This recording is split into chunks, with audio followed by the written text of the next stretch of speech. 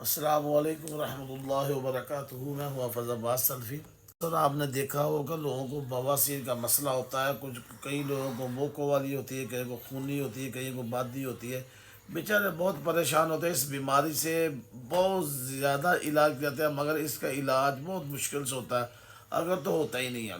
میں اس لیے ویڈیو بنا رہا ہوں، ہمارے ایک بزرگ کا ماشاء اللہ تہجد گزار بہت نیک اللہ کا ولی ہے، بزرگ ہے، 70-75 سال عمر ہے، ان کے پاس بیٹھا ہوا تھا، ان سے بات کر رہا تھا کہ یہ بواسیر جو مرض ہے یہ تو بڑی پریشان کن ہے، بڑی تکلیف دہ ہے، لوگ بیچارے اتنے پریشان، نہ بیٹھ سکتے ہیں، نہ اٹھ سکتے ہیں، نہ چل سکتے ہیں۔ وہ کہتے ہیں کہ یہ مجھے بھی مرض رہی ہے، میں بہت پریشان تھا، میں روتا رہتا تھا کہ یا اللہ یہ میری مرض ختم کر دے، پر اس کی سمجھ نہیں آتی تھی، بہت دعائیں کھائی، میں بہت علاج کروایا مگر میں نے چھوڑ دیا مجبور ہو کے۔ تو کہتے ہیں مسجد میں اعتکاف بیٹھنے کا وقت ہے، رمضان آ گیا تھا، میں کبھی سوچوں کہ میرے کپڑے خراب رہتے ہیں، میں کیسے اعتکاف بیٹھوں گا؟ پھر میں نے اللہ کا نام لیا، بیٹھ گیا۔ تو جب میں مسجد میں بیٹھا تو وہاں نا واش روم میں وہ مسلم شاور ہوتے ہیں، وہ لگے ہوئے تھے۔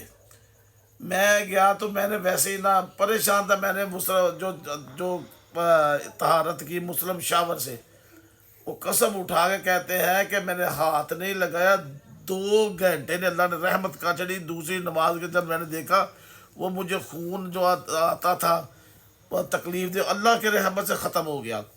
وہ کہتے ہیں کسی کو بواسیر ہو، موکول، جس کو بولو کہ آپ نے ہاتھ سے طہارت نہیں کرنی، جو مسلم شاور ہے وہ لگائے، اس سے طہارت کرے، انشاءاللہ اللہ کی رحمت سے آپ کی اتنی جلدی بواسیر ختم ہوئے گی، آپ حیران رہ جائیں گے۔